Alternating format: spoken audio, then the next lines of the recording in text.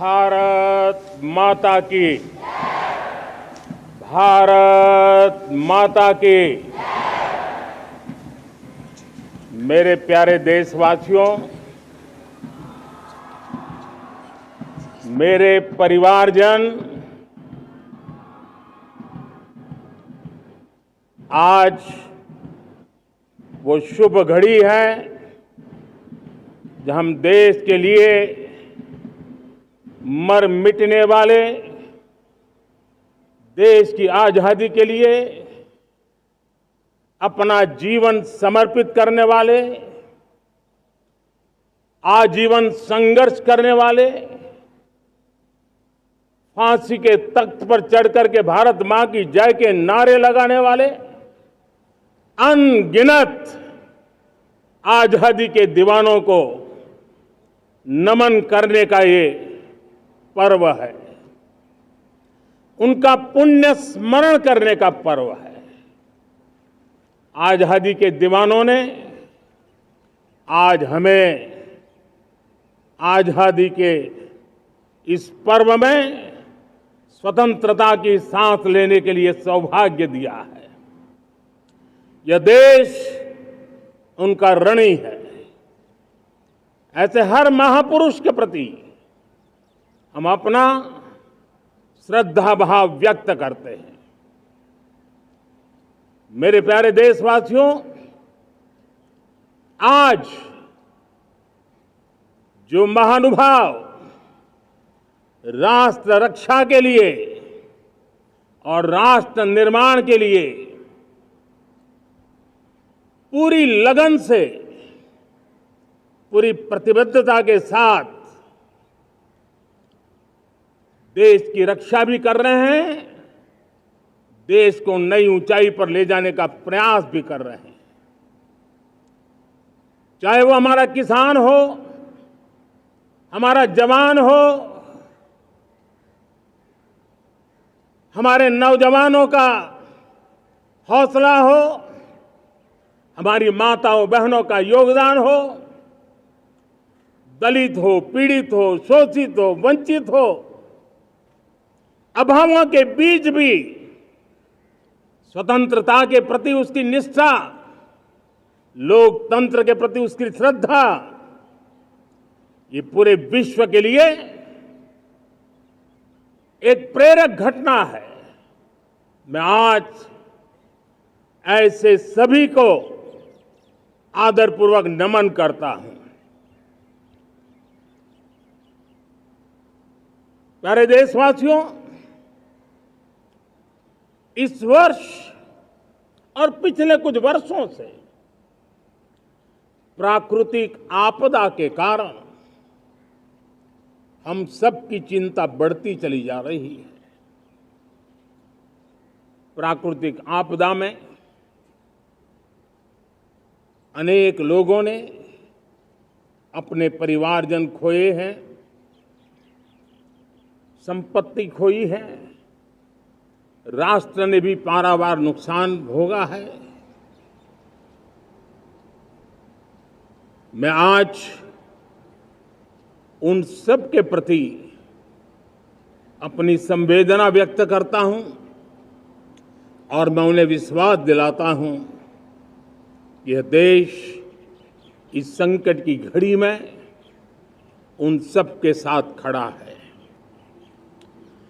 मेरे प्यारे देशवासियों,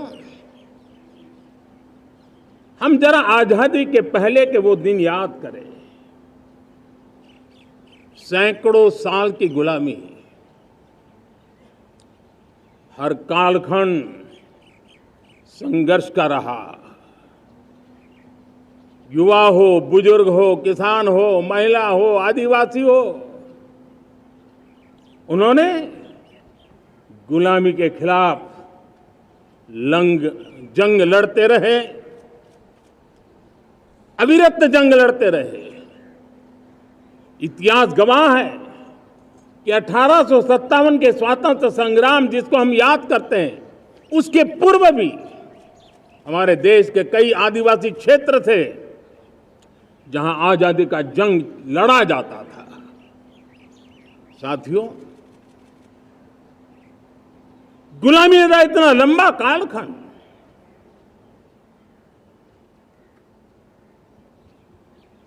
जुल्मी शासक, अपरंपार यातनाएं, सामान्य से सामान्य मानवीयों का विश्वास तोड़ने की हर तरकीब है। उसके बावजूद भी उस समय की जनसंख्या के हिसाब से करीब 40 करोड़ देशवासी आजादी के पूर्व 40 करोड़ देशवासियों ने वो जज्बा दिखाया, वो सामर्थ्य दिखाया, वो एक सपना लेकर के चले, एक संकल्प लेकर के चलते रहे, जूझते रहे। एक ही स्वर था, वंदे मातरम।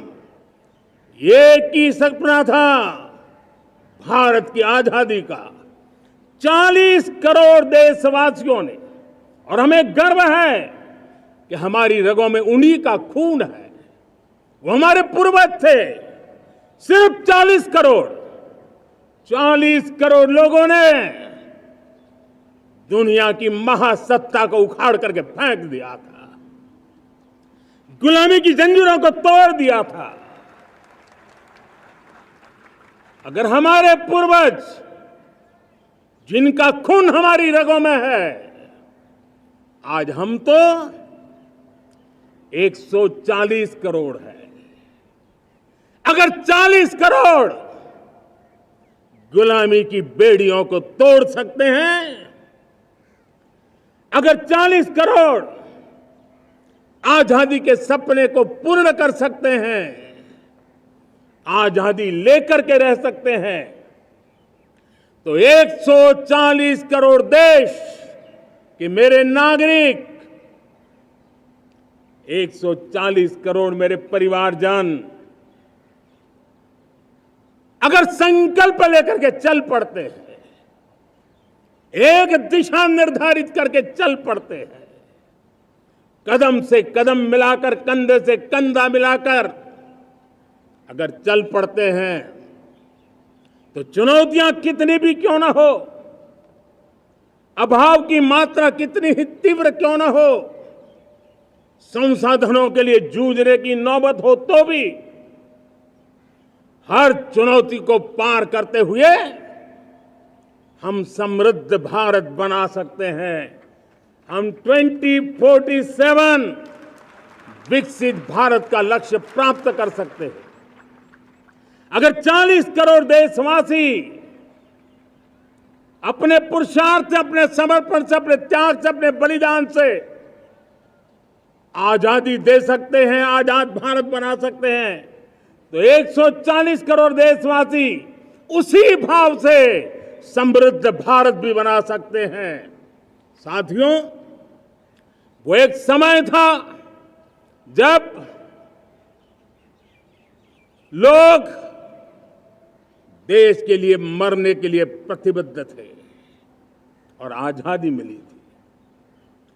आज ये समय है देश के लिए जीने की प्रतिबद्धता का। अगर देश के लिए मरने की प्रतिबद्धता आजादी दिला सकती है, तो देश के लिए जीने की प्रतिबद्धता समृद्ध भारत भी बना सकती है।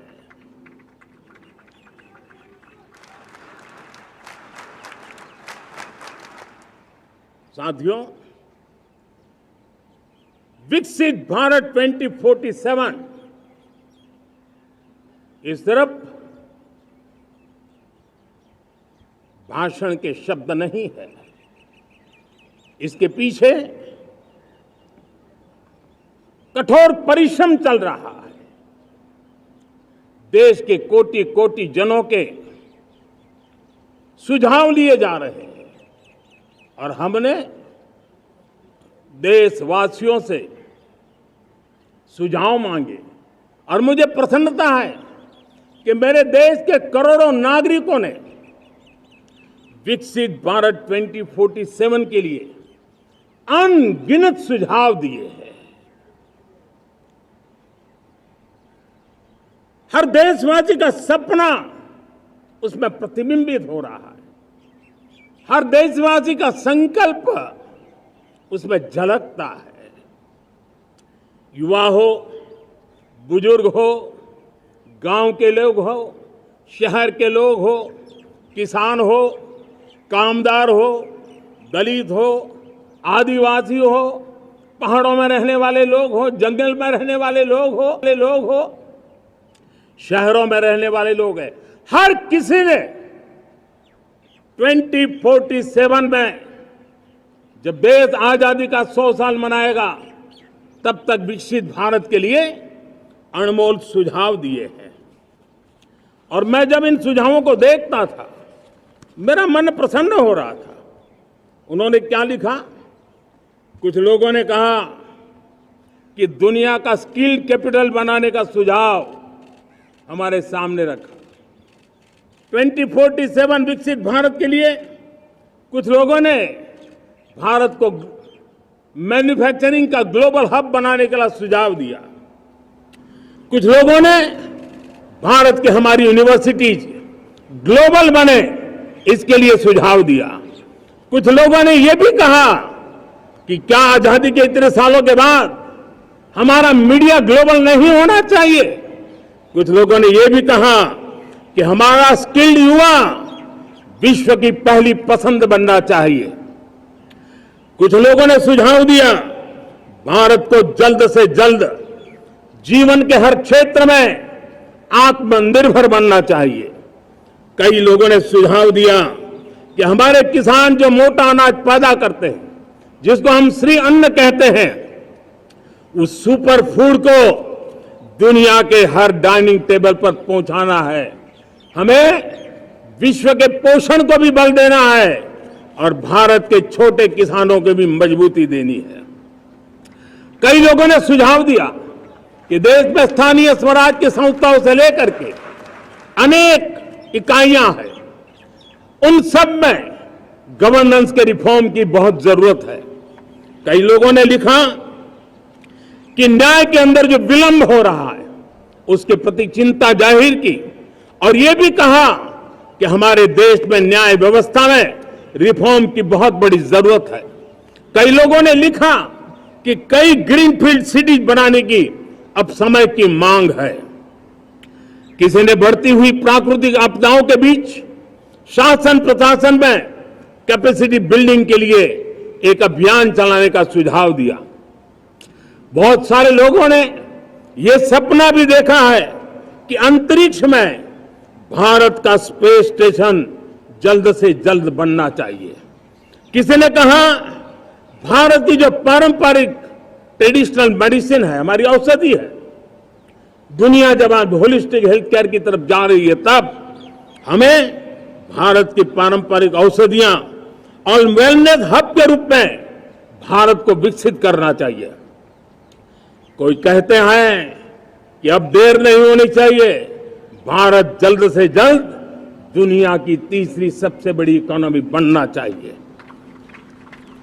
साथियों, मैं इसलिए पढ़ रहा था कि मेरे देशवासियों ने सुझाव दिए, मेरे देश के सामान्य नागरिक ने ये सुझाव हमें दिए हैं। मैं समझता हूं जब देशवासियों की इतनी विशाल सोच हो, देशवासियों के इतने बड़े सपने हो, देशवासियों की इन बातों में जब संकल्प झलकते हो तब हमारे भीतर एक नया संकल्प दृढ़ बन जाता है, हमारे मन में आत्मविश्वास नई ऊंचाई पर पहुंच जाता है। और साथियों, देशवासियों का ये भरोसा सिर्फ कोई इंटेलेक्चुअल डिबेट नहीं है, ये भरोसा अनुभव से निकला हुआ है। ये विश्वास लंबे कालखंड के परिश्रम की पैदावार है और इसलिए देश का सामान्य मानव याद करता है। जब लाल किले से कहा जाता है कि हिंदुस्तान के 18,000 गांवों में समय सीमा में बिजली पहुंचाएंगे और वो काम हो जाता है, तब भरोसा मजबूत हो जाता है। जब ये तय होता है कि आजादी के इतने सालों के बाद भी 2.5 करोड़ परिवार ऐसे हैं जहां बिजली नहीं है, वो अंधेरे में जिंदगी गुजारते हैं। 2.5 करोड़ घरों में बिजली पहुंच जाती है, तब सामान्य मानवीय का भरोसा बढ़ जाता है। जब बार-बार से स्वच्छ भारत की बात कही जाए, तब इस देश के अग्रिम हरोल पंक्ति में बैठे हुए लोग हो, गांव के लोग हो, गरीब बस्ती में रहने वाले लोग हो, छोटे छोटे बच्चे हो, हर परिवार के अंदर स्वच्छता का वातावरण बन जाए, स्वच्छता की चर्चा हो, स्वच्छता के संदर्भ में एक दूसरे को रोक टोकने का निरंतर प्रयास चलता रहे। मैं समझता हूं कि ये भारत के अंदर आई हुई नई चेतना का प्रतिबिंब है। जब देश के सामने लाल किले से कहा जाए कि आज हमारे परिवारों में 3 करोड़ परिवार ऐसे हैं जिनके घर में नल से जल मिलता है, आवश्यक है हमारे इन परिवारों को पीने का शुद्ध पानी पहुंचे। जल जीवन मिशन के तहत इतने कम समय में नए 12 करोड़ परिवारों को जल जीवन मिशन के तहत नल से जल पहुंच रहा है। आज 15 करोड़ परिवार इसके लाभार्थी बन चुके हैं। हमारे कौन लोग वंचित थे इन व्यवस्थाओं से, कौन पीछे रह गए थे? समाज के अग्रिम पंक्ति के लोग इसके लिए अभाव में नहीं जीते थे। मेरे दलित, मेरे पीड़ित, मेरे शोषित, मेरे आदिवासी भाई बहन, मेरे गरीब भाई बहन, मेरे झुग्गी झोपड़ी में जिंदगी गुजारने वाले लोग, वही तो इन चीजों के अभाव में जी रहे थे। हमने अनेक ऐसे प्राथमिक आवश्यकताओं की पूर्ति के लिए जो प्रयास किया और उसका परिणाम हमारे इन सारे समाज के बंधुओं को मिला है। हमने वोकल फॉर लोकल का मंत्र दिया। आज मुझे खुशी है कि वोकल फॉर लोकल में अर्थतंत्र के लिए एक नया मंत्र बन गया है। हर डिस्ट्रिक्ट अपनी पैदावार के लिए गर्व करने लगा है। 1 डिस्ट्रिक्ट 1 प्रोडक्ट का माहौल बना है। अब 1 डिस्ट्रिक्ट 1 प्रोडक्ट को 1 डिस्ट्रिक्ट का 1 प्रोडक्ट एक्सपोर्ट कैसे हो, उस दिशा में हर जिले सोचने लगे हैं। रिन्यूएबल एनर्जी का संकल्प लिया था। G20 समूह के देशों ने जितना किया है उससे ज्यादा भारत ने किया है, और भारत ने ऊर्जा के क्षेत्र में आत्मनिर्भर बनने के लिए, ग्लोबल वार्मिंग की चिंताओं से मुक्ति पाने के लिए हमने काम किया है।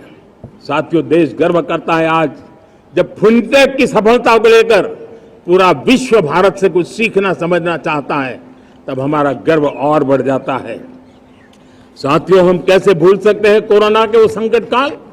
विश्व में सबसे तेज गति से करोड़ों लोगों को वैक्सीनेशन का काम हमारे इसी देशों में हुआ। यही देश है जो कभी आतताई आतंकवादी हमें आकर के मार के चले जाते थे। जब देश की सेना सर्जिकल स्ट्राइक करती है, जब देश की सेना एयर स्ट्राइक करती है, तो देश के नौजवानों का सीना ऊंचा हो जाता है, तन जाता है, गर्व से भर जाता है। और यही बातें हैं जो आज 140 करोड़ देशवासियों का मन गर्व से भरा हुआ है, आत्मविश्वास से भरा हुआ है। साथियों, इन सारी बातों के लिए एक सुविचारित प्रयास हुआ है। रिफॉर्म की परंपरा को सामर्थ्य दिया गया है, नक्कर तरीकों के, नक्कर लक्ष्य को लेकर के।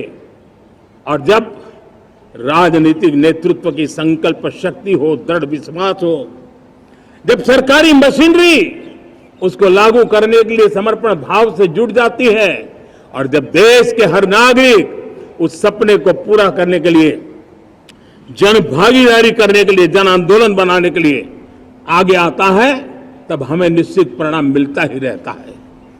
मेरे प्यारे देशवासियों, हम ये न भूलें कि देश उस परिस्थितियों से भी दशकों तक भी आजादी के बाद समय बिताया है, जब होती है, चलती है, अरे यार ये तो चलेगा, अरे हमें क्या मेहनत करने की जरूरत है, अरे मामला है, आज नई पीढ़ी दिखेगी, अरे हमको मौका मिला है यार, मौज कर लो, आगे वाला आगे का जाने, हमें क्या करना है, हम अपना समय निकाल दें, अरे नया करने जाओगे कोई बवाल उठ जाए। पता नहीं क्यों देश में स्टेटस को का माहौल बन गया था।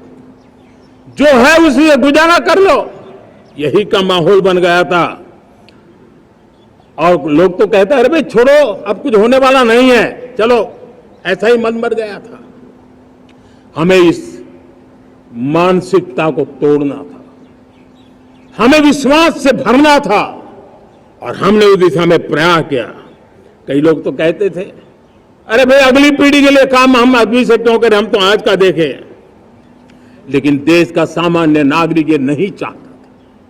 वो बदलाव के इंतजार में था, वो बदलाव चाहता था, उसकी ललक थी, लेकिन उसके सपनों को किसी ने तवज्जो नहीं दी, उसकी आशा आकांक्षाओं को अपेक्षाओं को तवज्जो नहीं दी गई, और उसके कारण वो मुसीबतों को झेलते हुए गुजारा करता रहा, वो रिफॉर्म्स का इंतजार करता रहा। हमें जिम्मेदारी दी गई और हमने बड़े रिफॉर्म्स जमीन पर उतारे। गरीब हो, मिडिल क्लास हो, हमारे वंचित लोग हो, हमारी बढ़ती जाती शहरी आबादी हो, हमारे नौजवानों के सपने हो, संकल्प हो, आकांक्षाएं हो, उनके जीवन में बदलाव लाने के लिए रिफॉर्म का मार्ग हमने चुना। और मैं देशवासियों को विश्वास दिलाना चाहता हूं, रिफॉर्म के प्रति हमारी जो प्रतिबद्धता है वो पिंक पेपर के एडिटोरियल के लिए सीमित नहीं है। हमारे रिफॉर्म्स की ये प्रतिबद्धता है, वो 4 दिन की वाहवाही के लिए नहीं है। हमारी रिफॉर्म्स की प्रक्रिया किसी मजबूरी में नहीं है, देश को मजबूती देने के इरादे से है। और इसलिए मैं आज कह सकता हूं रिफॉर्म का हमारा मार्ग एक प्रकार से ग्रोथ की ब्लूप्रिंट बनी हुई है। ये हमारा रिफॉर्म, ये ग्रोथ, ये बदलाव, ये सिर्फ डिबेट क्लब के लिए, इंटेलेक्चुअल सोसाइटी के लिए, एक्सपर्ट लोगों के लिए सिर्फ चर्चा का विषय नहीं है। साथियों, हमने राजनीतिक मजबूरी के कारण नहीं किया है। हम जो कुछ भी कर रहे हैं वो राजनीति का भागा गुना करके नहीं सोचते हैं। हमारा एक ही संकल्प होता है, नेशन फर्स्ट, नेशन फर्स्ट, राष्ट्रहित सुप्रीम, ये मेरा भारत महान बने, इसी संकल्प को लेकर के हम कदम उठाते हैं। साथियों, जब रिफॉर्म की बात आती है, एक लंबा परिवेश है। अगर मैं उसकी चर्चा में चला जाऊंगा तो शायद घंटों निकल जाएंगे, लेकिन मैं एक छोटा सा उदाहरण देना चाहता हूं। बैंकिंग क्षेत्र में जो रिफॉर्म हुआ, आप सोचिए बैंकिंग क्षेत्र का क्या हाल था। न विकास होता था, न विस्तार होता था, न विश्वास बढ़ता था। इतना ही नहीं, जिस प्रकार की कारनामे चले उसके कारण हमारे बैंक संकटों से गुजर रहे थे। हमने बैंकिंग सेक्टर को मजबूत बनाने के लिए अनेक विध रिफॉर्म्स किए, और आज उसका कारण हमारी बैंक विश्व में जो इन्हीं गुने मजबूत बैंक के हैं, उसमें भारतीय बैंकों ने अपना स्थान बनाया है। और जब बैंक मजबूत होती है ना, तब फॉर्मल इकोनॉमी की ताकत भी बढ़ती है। जब बैंक की व्यवस्था बन जाती है, जब सामान्य, खास करके मध्यम वर्ग के परिवार की जो रिक्वायरमेंट होती है, उसको पूरा करने की सबसे बड़ी ताकत बैंकिंग सेक्टर में होती है। अगर उसको होम लोन चाहिए, उसको व्हीकल का लोन चाहिए, मेरे किसान को ट्रैक्टर के लिए लोन चाहिए, मेरे नौजवानों को स्टार्टअप के लिए लोन चाहिए, मेरे नौजवानों को कभी पढ़ने के लिए, एजुकेशन के लिए लोन चाहिए, किसी को विदेश जाने के लिए लोन चाहिए, ये सारी बातें उसे संभव होती है। मुझे तो खुशी है कि मेरे पशुपालक भी, मेरे मछली पालन करने वाले भाई बहन भी आज बैंकों से लाभ ले रहे हैं। मुझे खुशी है मेरे रेहड़ी पटरी वाले लाखों भाई बहन आज बैंक से साथ जुड़ करके अपनी नई ऊंचाइयों को प्राप्त कर रहे हैं और विकास की दिशा में वो भागीदार बन रहे हैं। हमारे एमएसएमई, हमारे लघु उद्योग के लिए तो बैंक एक सबसे बड़ी सहायक होती है।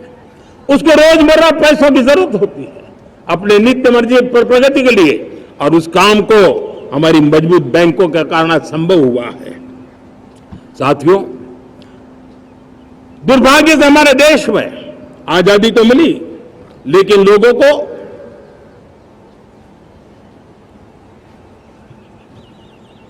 एक प्रकार से माई बाप कल्चर से गुजरना पड़ा। सरकार के पास मांगते रहो, सरकार के पास हाथ फैलाते रहो, किसी की सिफारिश के लिए रास्ते खोदते रहो, वही कल्चर डेवलप हुआ था। आज हमने गवर्नेंस के इस मॉडल को बदला है।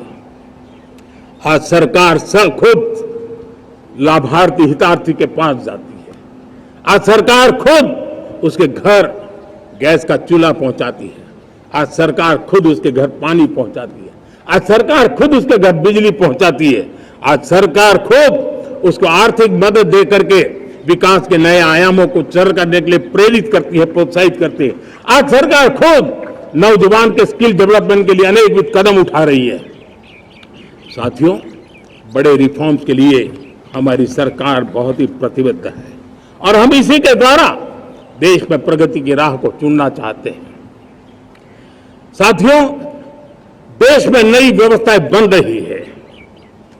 देश को आगे ले जाने के लिए अनेक वित्त नीतियों को, अनेक वित्त पॉलिसीज को निरंतर बनाया जाए और नए सिस्टम पर देश का भरोसा भी बढ़ता रहता है, निरंतर बढ़ता रहता है।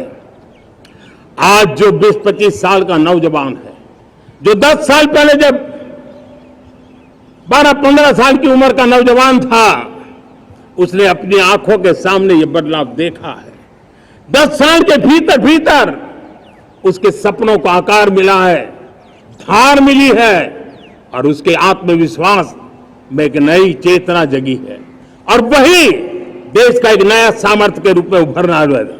आज विश्व भर में भारत की साख बढ़ी है, भारत के प्रति देखने का नजरिया बदला है।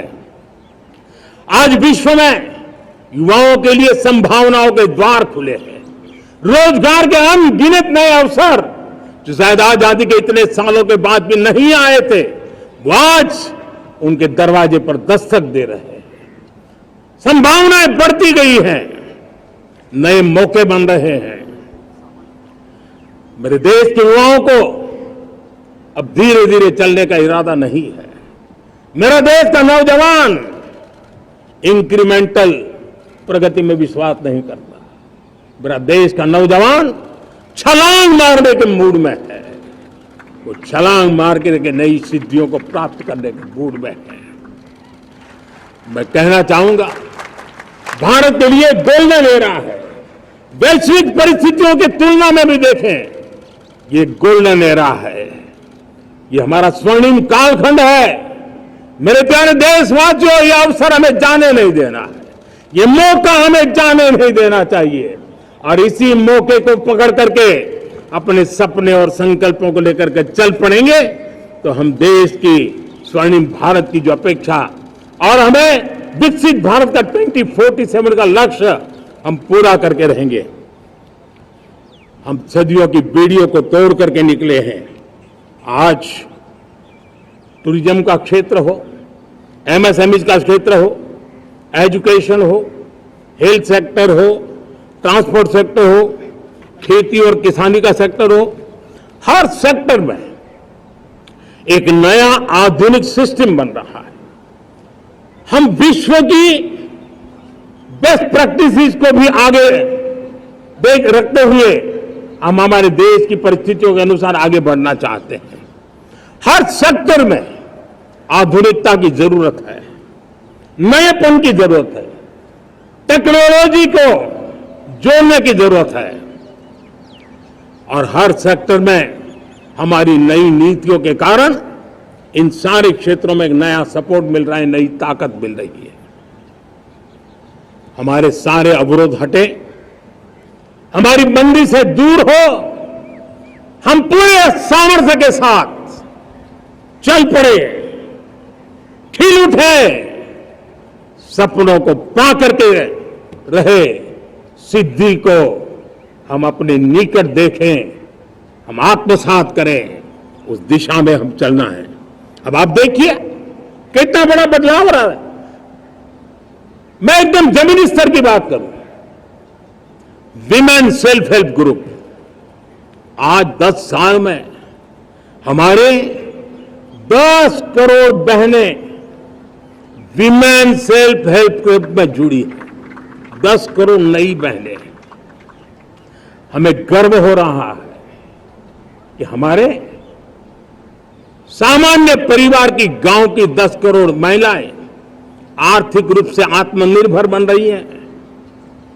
और जब महिला आर्थिक रूप से आत्मनिर्भर बनती है तब परिवार की निर्णय प्रक्रिया की हिस्सेदार बनती है, एक बहुत बड़ी सामाजिक परिवर्तन की गारंटी लेकर के आती है। मुझे गर्व है इस बात पर, लेकिन साथ साथ मुझे गर्व इस बात का भी है कि हमारे सीईओ आज दुनिया भर के अंदर अपनी धाक जमा रहे हैं। भारत के हमारे सीईओ विश्व भर में अपनी धाक जमा रहे हैं। हमारे लिए खुशी की बात है कि एक तरफ मेरे सीईओ दुनिया भर में नाम कमा रहे हैं, भारत का नाम बढ़ा रहे हैं, तो दूसरी तरफ विमेन सेल्फ हेल्प ग्रुप से 1 करोड़ मेरी सामान्य परिवार की माताएं बहनें लखपति दीदी बनती है। मेरे लिए ये भी उतना ही गर्व की बात है। अब हमने सेल्फ हेल्प ग्रुप को 10 लाख रुपए से 20 लाख रुपए देने का निर्णय किया है। अब तक 9 लाख करोड़ रुपए बैंकों के माध्यम से हमारे इन विमेन सेल्फ हेल्प ग्रुप को मिले हैं और जिसकी मदद से वो अपने अनेकविध कामों को बढ़ावा रहे हैं। मेरे साथियों, मेरे नौजवान इस तरफ ध्यान दें। स्पेस सेक्टर एक फ्यूचर है हमारे साथ जुड़ा हुआ, एक महत्वपूर्ण पहलू है। हम उस पर भी बल दे रहे हैं। हमने स्पेस सेक्टर में बहुत रिफॉर्म किए हैं। जिन बंधनों में हमने स्पेस सेक्टर को बांध के रखा था उसे हमने खोल दिया है। आज सैकड़ों स्टार्टअप्स स्पेस के सेक्टर में आ रहे हैं। वाइब्रेंट बनता जाता हमारा स्पेस सेक्टर भारत को एक शक्तिशाली राष्ट्र बनाने का एक महत्वपूर्ण अंग है और हम इसको दूर की सोच के साथ मजबूती दे रहे हैं। आज private satellite, private rocket launch हो रहे हैं। ये गर्व की बात है। आज मैं कह सकता हूं, जब नीति सही होती है, नियत सही होती है और पूर्ण समर्पण से राष्ट्र का कल्याण यही मंत्र होता है, तो निश्चित परिणाम हम प्राप्त करके रहते हैं। मेरे प्यारे देशवासियों, आज देश में नए अवसर बने तो मैं कह सकता हूं 2 चीजें और हुई जिसने विकास को एक गति दी है, विकास को एक नई छलांग दी है। और ये है, पहला है आधुनिक इंफ्रास्ट्रक्चर का निर्माण। हमने इंफ्रास्ट्रक्चर को आधुनिक बनाने की दिशा में बहुत बड़े कदम उठाए हैं। और दूसरी तरफ सामान्य मानवीय के जीवन में जो बाधाएं हैं, ईज ऑफ लिविंग का हमारा जो सपना है, उस पर भी हमने उतना ही बल दिया है। पिछले 1 दशक में अभूतपूर्व इंफ्रास्ट्रक्चर का विकास हुआ है। रेल हो, रोड हो, एयरपोर्ट हो, पोर्ट हो, गवर्नमेंट कनेक्टिविटी हो, गांव-गांव नए स्कूल बनाने की बात हो, जंगलों में स्कूल बनाने की बात हो, दूर सुदूर इलाकों में अस्पताल बनाने की बात हो, आरोग्य मंदिर बनाने की बात हो, मेडिकल कॉलेजों का काम हो, आयुष्मान आरोग्य मंदिरों का निर्माण चलता हो, 60,000 से ज्यादा अमृत सरोवर बने हो, 2 लाख पंचायतों तक ऑप्टिकल फाइबर नेटवर्क पहुंचा हो, नहरों का एक बहुत बड़ा जाल बिछाया जा रहा हो, 4 करोड़ पक्के घर बनना, गरीबों को एक नया आश्रय मिलना, 3 करोड़ नए घर बनाने के संकल्प के साथ आगे बढ़ने की हमारी कोशिश हो। हमारा पूर्वी भारत, नॉर्थ ईस्ट, उसका इलाका आज इंफ्रास्ट्रक्चर के लिए जाने जाना लगा है। और हमने ये जो कायाकल्प किया है, उसका सबसे बड़ा लाभ समाज के उन वर्गों तक हम पहुंचे हैं जो ग्रामीण सड़कें वहां बनी है जिनकी तरफ कोई देखता नहीं था, जिस इलाकों को नहीं देखता था, जिन गांवों को नहीं देखता था। दलित हो, पीड़ित हो, शोषित हो, वंचित हो, पिछड़े हो, आदिवासी हो, जंगल में रहने वाले हो, दूर सुदूर पहाड़ों में रहने वाले हो, सीमावर्ती स्थान पर रहने वाले हो, हमने उनकी आवश्यकता की पूर्ति की है। हमारे मछुआरे भाई बहनों की आवश्यकताओं को पूरा करना, हमारे पशुपालकों के जीवन को बदलना, एक प्रकार से सर्वांगीण विकास का प्रयास हमारी नीतियों में रहा, हमारी नीयत में रहा है, हमारे रिफॉर्म में रहा है, हमारे कार्यक्रमों में रहा है, हमारी कार्यशैली में रहा है। और उस सबसे बड़ा लाभ मेरे युवाओं को होता है। उनको नए नए अवसर मिलते हैं, नए नए क्षेत्र में कदम रखने का उसके लिए संभावनाएं बन जाती है, और वही तो सबसे ज्यादा रोजगार दे रहा है। और सबसे ज्यादा रोजगार प्राप्त करने का अवसर इन्हीं समय में उनको मिला है। हमारा जो मध्यम वर्गीय परिवार है, मध्यम वर्गीय परिवार को क्वालिटी ऑफ लाइफ, वो स्वाभाविक उसकी अपेक्षा रहती है। वो देश के लिए बहुत देता है, तो देश का भी दायित्व है कि उसकी जो क्वालिटी ऑफ लाइफ में जो उसकी अपेक्षाएं हैं, सरकार की कठिनाइयों से मुक्ति की उसकी जो अपेक्षाएं हैं, उसको पूर्ण करने के लिए हम निरंतर प्रयास करते हैं। और मैंने तो सपना देखा है कि 2047 जब विकसित भारत का सपना होगा, तो उसकी एक इकाई ये भी होगी कि सामान्य मानव के जीवन में सरकार की दखलें कम हो, जहां सरकार की जरूरत हो वहां अभाव न हो, और जहां सरकार की बेकारण प्रभाव भी न हो, इस प्रकार की व्यवस्था पर हम प्रतिबद्ध हैं।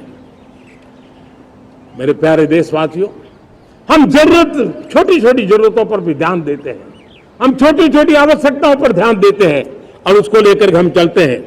चाहे हमारे गरीब का घर का चूल्हा जलता रहे, गरीब की मां को कभी आंसू पी करके सोना न पड़े, और इसके लिए मुफ्त इलाज की योजना हमारी चल रही है।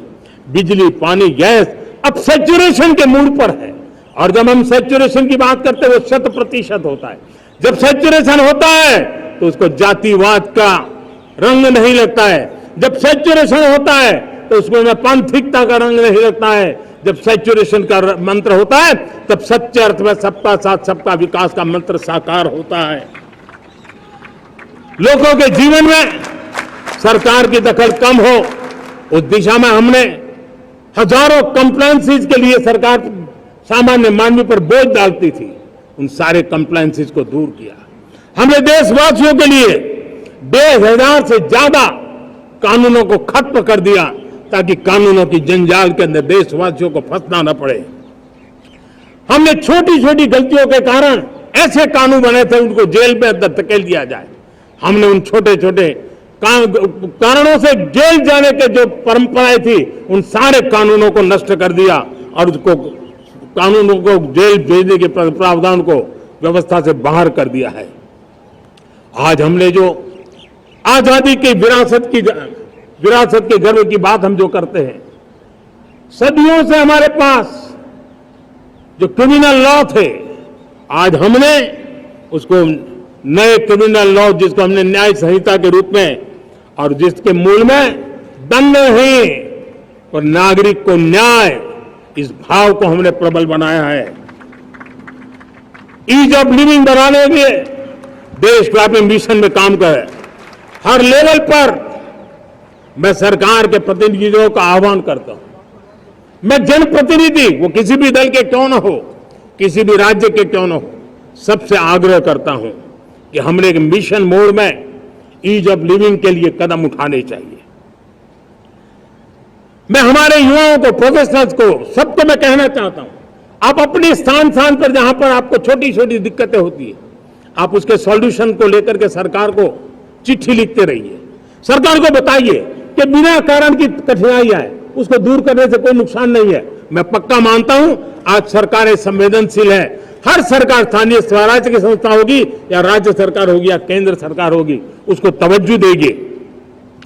गवर्नेंस में रिफॉर्म्स, ये हमें विकसित भारत 2047 के सपने के लिए हमने उसको जोर लगा करके आगे बढ़ाना होगा, ताकि सामान्य मानवी के जीवन में अवकाश ही अवकाश पैदा हो, रुकावटें खत्म होती चली जाए। नागरिकों का डिग्निटी ऑफ सिटीजन, नागरिकों के जीवन में सम्मान मिले। डिलीवरी के संबंध में कभी किसी को ये कहने की मोहब्बत ना आया कि ये तो मेरा हक था, मुझे मिला नहीं, उसको खोजना ना पड़े। सरकार के गवर्नेंस में डिलीवरी सिस्टम को और मजबूती चाहिए। आप देखिए, देश में जब हम रिफॉर्म की बात करते हैं आज देश में करीब करीब 3 लाख संस्थाएं काम कर रही है, चाहे पंचायत हो, नगर पंचायत हो, नगर पालिका हो, महानगर पालिका हो, यूटी हो, स्टेट हो, डिस्ट्रिक्ट हो, केंद्र, छोटी मोटी 3 लाख करीब करीब इकाइयां हैं। अगर ये हमारे 3 लाख इकाइयों को मैं आज आह्वान करता हूं कि अगर आप साल में अपने स्तर पर जिन चीजों की जरूरत है सामान्य मानव के लिए 2 रिफॉर्म करें। ज्यादा नहीं कह रहा हूं मेरे साथियों, एक पंचायत हो, एक राज्य सरकार हो, कोई विभाग हो, सिर्फ 1 साल में 2 रिफॉर्म और उसको जमीन पर उतारे। आप देखिए, हम देखते ही देखते 1 साल में करीब करीब 25-30 लाख रिफॉर्म कर सकते हैं। जब 25-30 लाख रिफॉर्म हो जाए तब सामान्य मानवी का विश्वास कितना बढ़ जाएगा, उसकी शक्ति राष्ट्र को नई ऊंचाई पर ले जाने में कितनी काम आएगी। और इसलिए हम अपने स्तर पर होती है चलती से मुक्ति पाकर के बदलावों के लिए आगे आए, हिम्मत के साथ आगे आए। और सामान्य मानवी की जरूरत तो छोटी छोटी जरूरत होती है, पंचायत लेवल पर भी वो मुसीबतें झेल रहा है, उन मुसीबतों से हम मुक्ति दिलाएं तो मुझे पक्का विश्वास है कि हम सपनों को पार कर सकते हैं। मेरे प्यारे देशवासियों, आज देश आकांक्षाओं से भरा हुआ है। हमारे देश का नौजवान नई सिद्धियों को चूमना चाहता है, नए नए शिखरों पर वो कदम रखना चाहता है। और इसलिए हमारी कोशिश है हर सेक्टर में कार्य को हम गति दें, तेज गति दें और उसके द्वारा पहले हम हर सेक्टर में नए अवसर पैदा करें। दूसरा, ये बदलती हुई व्यवस्थाओं के लिए जो सपोर्टिव इंफ्रास्ट्रक्चर चाहिए, उन इंफ्रास्ट्रक्चर पर हम बदलाव के मजबूती देने की दिशा में काम करें। और तीसरी बात है, नागरिकों की मूलभूत सुविधाओं के विषय में हम प्राथमिकता दें, उसको बल दें। इन तीनों भारत में एक एस्पिरेशनल सोसाइटी का निर्माण किया है और उसके परिणाम स्वरूप आज समाज खुद एक विश्वास से भरा हुआ है। हमारे देशवासियों की आकांक्षा है, उनके एस्पिरेशंस, हमारे नौजवानों की ऊर्जा हमारे देश के सामर्थ्य के साथ जोड़ करके हम आगे बढ़ने की एक ललक लेकर के चल रहे हैं। मुझे विश्वास है रोजगार और स्वरोजगार नए रिकॉर्ड के अवसर पर हम काम किया है। प्रति व्यक्ति आज आय दोगुनी करने में हम सफल हुए हैं। ग्लोबल ग्रोथ में भारत का योगदान बड़ा है। भारत का एक्सपोर्ट लगातार बढ़ रहा है। विदेशी मुद्रा भंडार लगातार बढ़ा हुआ है, पहले से 2 गुना पहुंचा है। ग्लोबल संस्थानों का भारत के प्रति भरोसा बढ़ा है। मुझे विश्वास है भारत की दिशा सही है, भारत की गति तेज है और भारत के सपनों में सामर्थ्य है। लेकिन इन सबके साथ संवेदनशीलता का हमारा मार्ग हमारे लिए ऊर्जा में एक नई चेतना भरता है। मम भाव हमारे कार्य की शैली है। समभाव भी चाहिए, मम भाव भी चाहिए, उसको लेकर के हम चल रहे हैं। साथियों, मैं जब कोरोना काल को याद करता हूं, कोरोना की वैश्विक महामारी के बीच सबसे तेजी से इकोनॉमी को बेहतर बनाने वाला कोई देश है तो वो देश भारत है। तब लगता है कि हमारी दिशा सही है। जब जात पात मत पंथ ऊपर उठकर हर घर तिरंगा फहराया जाता है, तब लगता है देश की दिशा सही है। आज पूरा देश तिरंगा है, हर घर तिरंगा है। न कोई जात है, न कोई पात है, न कोई ऊंच है, न कोई नीच है, सभी भारतीय है। यही तो हमारी दिशा की ताकत है। जब हम 25 करोड़ लोगों को गरीबी से बाहर निकालते हैं, तब हमारा विश्वास पक्का हो जाता है कि हमने गति को बराबर मेंटेन किया है और सपनों को साकार करना दूर नहीं है। जब 100 से अधिक आकांक्षी जिले अपने अपने राज्य के अच्छे जिलों की स्पर्धा कर रहे हैं, बराबरी करने लगे हैं, तो हमें लगता है कि हमारी दिशा और गति दोनों सामर्थ्यवान है।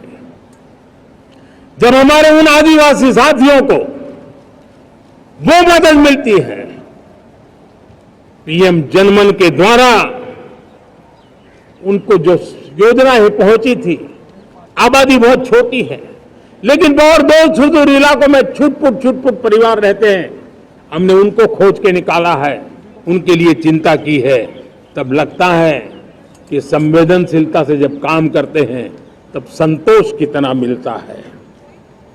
वर्किंग वुमेन के लिए पेड मैटरनिटी लीव 12 हफ्ते से बढ़ा करके 26 हफ्ते कर देते हैं, तब सिर्फ नारी का सम्मान ही करते इतना नहीं है, नारी के प्रति संवेदनशील भाव से निर्णय करते इतना नहीं, लेकिन उसके गोद में जो बच्चा पला है ना, उसको एक उत्तम नागरिक बनाने के लिए मां की जो जरूरत है उसमें सरकार रुकावट न बने, इस संवेदनशील भावना से उस निर्णय को हम करते हैं। जब मेरे दिव्यांग भाई बहन भारतीय साइन लैंग्वेज की बात हो या तो सुगम्य भारत का अभियान हो, उसको लगता है कि अब मेरी भी डिग्निटी है, मेरे प्रति देश के नागरिक सम्मान के भाव से देखता है। और पैरालंपिक में तो हमारे खिलाड़ी नई नई ताकत दिखाने लगे हैं, तब लगता है कि ये जो मेरा मम भाव है, हम सबका मम भाव है, उसकी ताकत नजर आती है। हमारे ट्रांसजेंडर समाज के प्रति हम जिस संवेदना के साथ निर्णय बना रहे हैं, हम नए नए कानून बना रहे हैं, उनको सम्मान का जीवन देने के लिए हम प्रयास कर रहे हैं, तब बदलाव की हमारी दिशा सही दिखता है। सेवा भाव से किए गए इन कामों का जो त्रिविध मार्गों से हम चले हुए, इन कामों का एक सीधा सीधा लाभ आज उसके परिणाम के रूप में हमें नजर आ रहा है। 60 साल बाद लगातार तीसरी बार आपने हमें देश सेवा का मौका दिया है। मेरे 140 करोड़ देशवासी, आपने जो आशीर्वाद दिए हैं, उस आशीर्वाद में मेरे लिए एक ही संदेश है, जन जन की सेवा, हर परिवार की सेवा, हर क्षेत्र की सेवा, और सेवा भाव से समाज की शक्ति को साथ लेकर के विकास की नई ऊंचाइयों पर पहुंचना, 2047 विकसित भारत के सपने को लेकर के चलना, उसी एक संदेश को लेकर मैं आज लाल किले की प्राचीर से हमें आशीर्वाद देने के लिए मैं कोटि कोटि देशवासियों का सर झुका करके आभार व्यक्त करता हूं।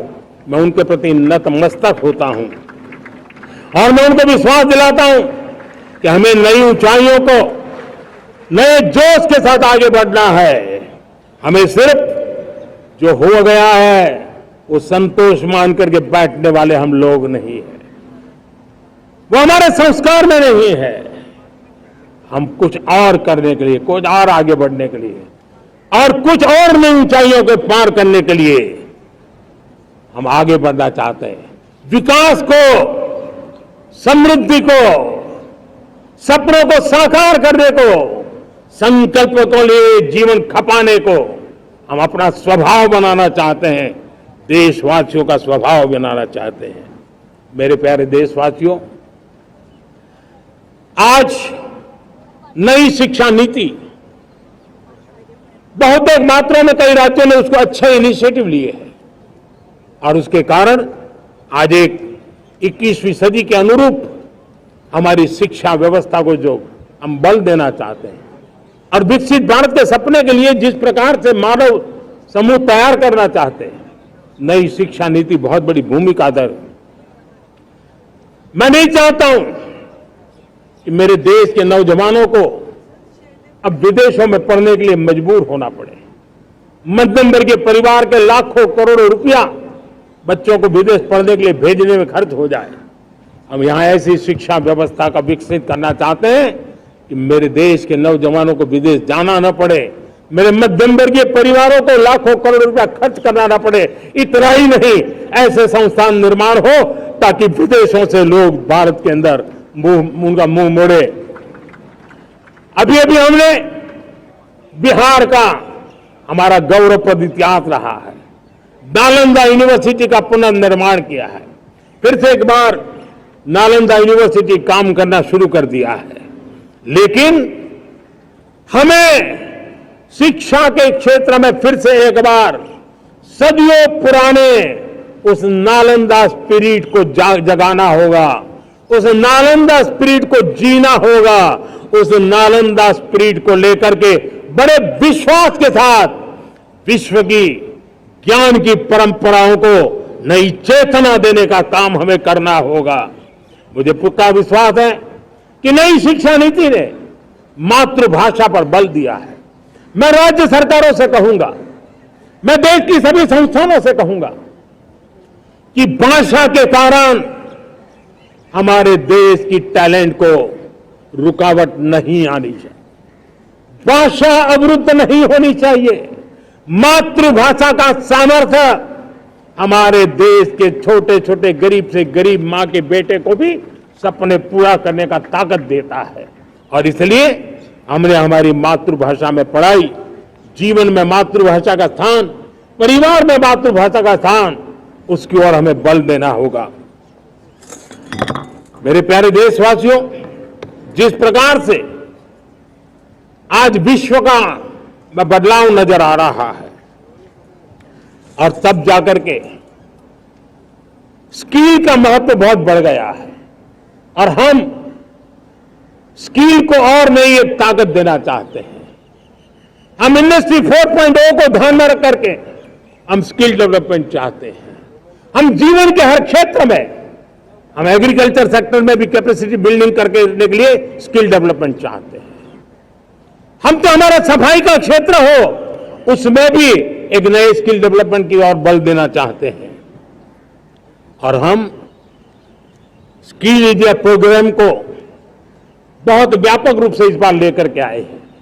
बजट में भी इसका बहुत बड़ा, इस बजट में इंटर्नशिप को भी हमने बल दिया है ताकि हमारे नौजवानों को एक एक्सपीरियंस मिले, उनकी कैपेसिटी बिल्डिंग हो और बाजार में उनका ताकत दिखाई दे।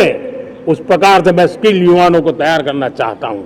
और जिसे कई बार, और दोस्तों, आज विश्व की परिस्थिति को देखते हुए मैं साफ साफ देख रहा हूं कि भारत का स्किल्ड मैन पावर जो है, हमारा स्किलफुल जो नौजवान है, वो ग्लोबल जॉब मार्केट में अपनी दमक बनाए। हम उस सपने को लेकर के आगे चल रहे हैं। साथियों, विश्व जिस तेजी से बदल रहा है, जीवन के हर क्षेत्र में साइंस और टेक्नोलॉजी का महत्व बढ़ता चला जाने वाला है। हमें साइंस को बहुत बढ़ देने की आवश्यकता है। और मैंने देखा चंद्रयान की सफलता के बाद हमारे स्कूल कॉलेज के अंदर साइंस और टेक्नोलॉजी के प्रति एक नई रुचि का वातावरण बना है, नई दिलचस्पी बढ़ी है। तब हमारे शिक्षा संस्थानों ने ये जो मनोभाव बना है उसको नर्चर करने के लिए आगे आना होगा। भारत सरकार ने भी रिसर्च के लिए सपोर्ट बढ़ा दिया है। हमने ज्यादा से ज्यादा चेस स्थापित किए हैं। हमने नेशनल रिसर्च फाउंडेशन बना करके हमने उसको एक कानूनी परिवेश में ला करके स्थायी रूप से एक व्यवस्था विकसित की है ताकि रिसर्च को लेकर के निरंतर बल मिले और ये रिसर्च फाउंडेशन उस काम को करे। मेरे बड़े गर्व की बात है कि बजट में हमने 1 लाख करोड़ रुपया रिसर्च और इनोवेशन के लिए हमने देने का निर्णय किया है ताकि हमारे देश के नौजवान के पास जो आइडियाज है उस आइडियाज को हम जमीन पर उतार पाए। साथियों, आज भी हमारे देश में मेडिकल एजुकेशन के लिए हमारे बच्चे बाहर जा रहे हैं। वैसा कहा मैंने, बड़े बहुत ज्यादा तो मध्यम वर्गीय परिवार के, उनके लाखों करोड़ों रुपए खर्च हो जाते हैं। और तब जाकर के हमने पिछले 10 साल में मेडिकल सीटों को करीब करीब 1 लाख कर दिया। आज मैं करीब करीब 25,000 युवा हर साल विदेश में मेडिकल एजुकेशन के लिए जाते हैं। और ऐसे ऐसे देश में जाना पड़ रहा है, कभी कभी जब मैं सुनता हूं तो हैरान हो जाता हूं। और इसलिए हमने तय किया है कि अगले 5 साल में मेडिकल लाइन में 75,000 नई सीटें बनाई जाएगी। मेरे प्यारे देशवासियों, विकसित भारत 2047 वो स्वस्थ भारत भी होना चाहिए। और जब स्वस्थ भारत हो तो आज जो बच्चे हैं उनके पोषण पर आज से ही ध्यान देने की जरूरत है। और इसलिए हमने विकसित भारत की जो पहली पीढ़ी है उनकी तरफ विशेष ध्यान दे करके हमने पोषण का एक अभियान चला है। हमने राष्ट्रीय पोषण मिशन शुरू किया है। पोषण को हमने प्राथमिकता दी है। मेरे प्यारे देशवासियों, हमारी कृषि व्यवस्था को ट्रांसफॉर्म करना बहुत जरूरी है, समय की मांग है। हम सदियों से जिस परंपरा में दबे हुए हैं, जकड़े हुए हैं, उससे मुक्ति पानी होगी। और हमारे किसानों को उसके लिए हम मदद भी दे रहे हैं। हम उसको ट्रांसफॉर्म करने की दिशा में लगातार काम करते आए हैं। आज आसान ऋण दे रहे हैं किसानों को, टेक्नोलॉजी की मदद दे रहे हैं। किसान जो पैदावार करता है उसको वैल्यू एडिशन के लिए हम काम कर रहे हैं। उसके लिए मार्केटिंग के लिए पूरा प्रबंध करते हैं ताकि उसको एंड टू एंड हर जगह पे हैंड होल्डिंग की व्यवस्था हो। उस दिशा में हम काम कर रहे हैं। आज जब धरती माता के प्रति सारा विश्व चिंतित है, जिस प्रकार से उर्वरक के कारण हमारी धरती माता की शहद दिनों दिन बिगड़ता जा रही है, हमारी धरती माता की उत्पादकता क्षमता खत्म होती चली जा रही है, कम होती चली जा रही है। और उस समय मैं मेरे देश के लाखों किसानों का आभार व्यक्त करना चाहता हूं जिन्होंने प्राकृतिक खेती का रास्ता चुना है और हमारी धरती माता की सेवा करने का भी उन्होंने बीड़ा उठाया है। और इस बार बजट में भी हमने प्राकृतिक खेती को बल देने के लिए बहुत बड़ी योजनाओं के साथ बहुत बड़ा बजट में प्रावधान किया है। मेरे प्यारे देशवासियों, आज दुनिया की स्थिति में देखता हूं, पूरा विश्व होलिस्टिक हेल्थ केयर की तरफ मुड़ रहा है। और तब उनको ऑर्गेनिक फूड ये उनकी प्रथम पसंद बनी है।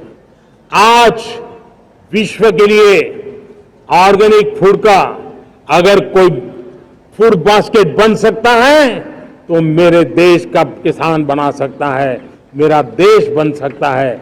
और इसलिए हम आने वाले दिनों में उस सपने को लेकर के आगे चलना चाहते हैं ताकि ऑर्गेनिक फूड की जो विश्व की मांग है, उस ऑर्गेनिक फूड का बास्केट हमारा देश कैसे बने, किसानों का जीवन आसान बने, गांव में टॉप क्लास इंटरनेट कनेक्टिविटी मिले, किसानों को स्वास्थ्य सुविधाएं मिले, किसान के बच्चों को पढ़ने के लिए स्मार्ट स्कूल अवेलेबल हो, किसान के बच्चों को रोजगार उपलब्ध हो। छोटी छोटे खेती के टुकड़ों पर पूरा परिवार आज जीना बड़ा मुश्किल हो रहा है, तब उनके नौजवानों के लिए वो स्किल मिले ताकि उनके नए रोजगार मिले, नए आय के साधन बने। इसका एक कॉम्प्रिहेंसिव प्रयास हम कर रहे हैं। बीते वर्षों में वुमेन लेड डेवलपमेंट मॉडल पर हमने काम किया है।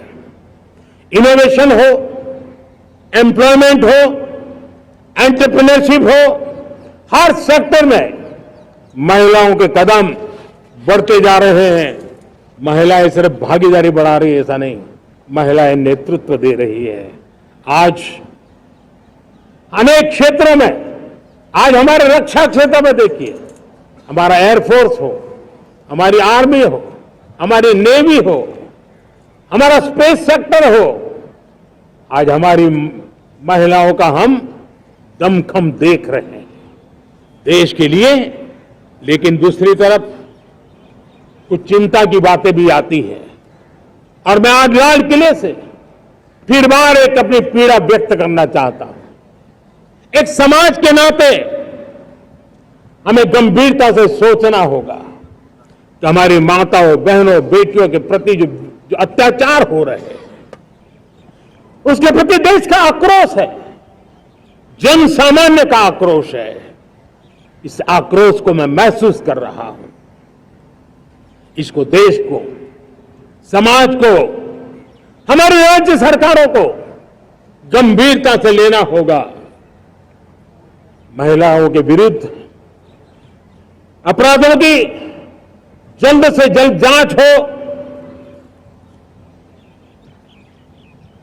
राक्षसी कृत्य करने वालों को जल्द से जल्द कड़ी सजा हो, वो समाज में विश्वास पैदा करने के लिए जरूरी है।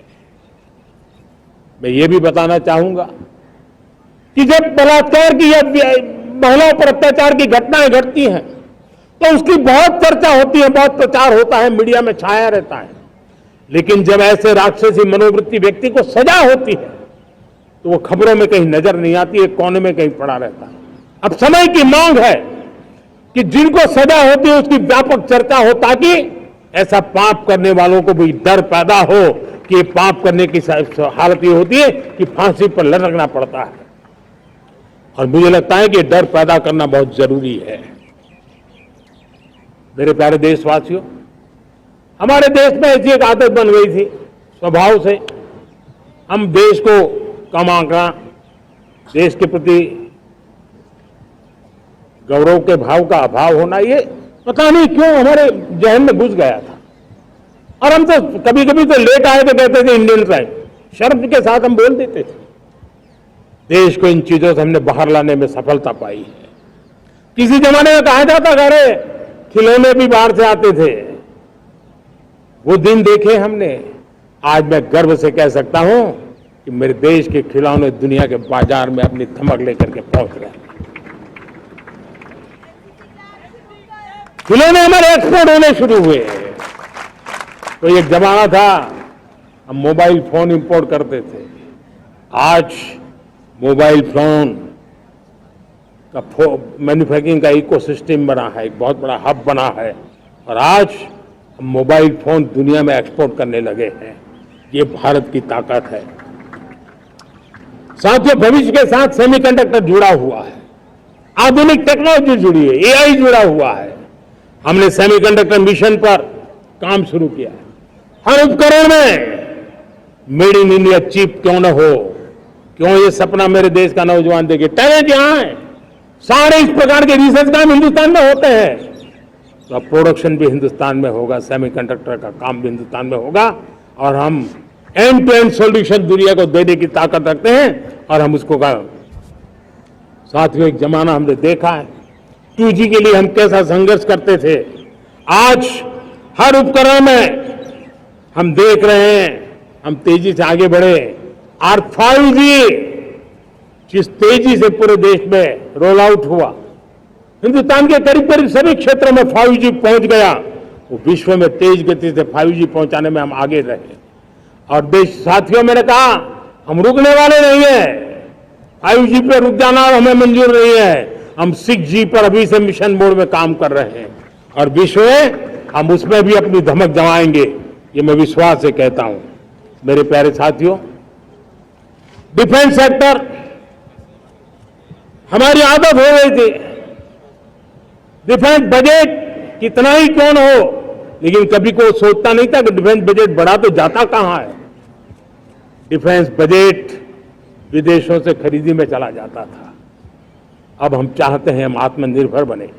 और मैं हमारी डिफेंस फोर्सेस का हृदय से धन्यवाद करता हूं।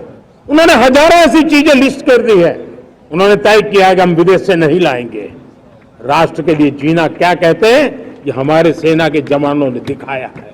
और उसके कारण डिफेंस के सेक्टर में हम आत्मनिर्भर होते चले जा रहे हैं। आज डिफेंस मैन्युफैक्चरिंग में भारत की पहचान बनी है। और मैं आज खुशी से कह सकता हूं कि जो देश कभी डिफेंस की हर छोटी मोटी चीज बाहर से लाता था, आज धीरे धीरे दुनिया के कई देशों में हम जो डिफेंस के इक्विपमेंट मैन्युफैक्चर कर रहे हैं वो हम एक्सपोर्ट करने लगे हैं। दुनिया में डिफेंस हब, मैन्युफैक्चरिंग हब के रूप में हम धीरे धीरे उभर रहे हैं। हम मैन्युफैक्चरिंग क्षेत्र को बढ़ावा देना चाहते हैं क्योंकि रोजगार के लिए सर्वाधिक आवश्यक है।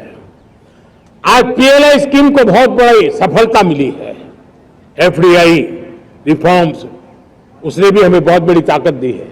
एमएसएमईज को बहुत बड़ा बल मिला है, नई व्यवस्थाएं विकसित हुई है और उसके कारण हमारा मैन्युफैक्चरिंग सेक्टर, हम दुनिया का एक मैन्युफैक्चरिंग हब बने। जिस देश के पास इतनी नौजवान शक्ति हो, जिस देश के अंदर ये सामर्थ्य हो, हम मैन्युफैक्चरिंग की दुनिया में भी इंडस्ट्री 4.0 में हम बहुत बड़ी ताकत के साथ आगे जाना चाहते हैं और इसके लिए आवश्यक स्किल डेवलपमेंट उस पर भी हमने बल दिया है। और स्किल डेवलपमेंट में भी हमने नए मॉडल तय किए हैं। हमने जन भागीदारी को जोड़ा है ताकि तुरंत रिक्वायरमेंट के अनुसार स्किल डेवलपमेंट हम कर सके। और मुझे विश्वास है, मैं लाल किले की प्राचीर से कह रहा हूं, वो दिन दूर नहीं होगा जो भारत इंडस्ट्रियल मैन्युफैक्चरिंग का हब होगा, दुनिया उसकी तरफ देखती होगी। आज विश्व की बहुत बड़ी कंपनियां भारत में निवेश करना चाहती हैं। ये चुनाव के बाद मैंने देखा, मेरे तीसरे कार्यकाल में जितने लोग मुझसे मिलने के लिए मांग कर रहे हैं वो ज्यादातर निवेशक लोग हैं, विश्व भर के निवेशक हैं। वो आना चाहते हैं, भारत में निवेश करना चाहते हैं। ये एक बहुत बड़ा गोल्डन अपॉर्चुनिटी है। मैं राज्य सरकारों से आग्रह करता हूं कि आप निवेशकों को आकर्षित करने के लिए स्पष्ट नीति निर्धारित कीजिए, गुड गवर्नेंस का आश्वासन दीजिए, लॉ एंड ऑर्डर सिचुएशन के लिए उनको भरोसा दीजिए। हर राज्य एक तंगो स्पर्धा में आगे आए, राज्य राज्य के बीच निवेशकों को खींचने के लिए स्पर्धा होनी चाहिए निवेशकों के लिए, ताकि उनके राज्य में निवेशक आएंगे, उनके राज्य के नौजवानों को स्थानीय रूप से अवसर मिलेगा, रोजगार का अवसर मिलेगा। नीतियों में परिवर्तन लाना चाहिए तो ग्लोबल रिक्वायरमेंट के अनुसार नीतियों को राज्यों ने परिवर्तित करना चाहिए। लैंड की आवश्यकता है तो राज्यों ने लैंड बैंक बनानी चाहिए।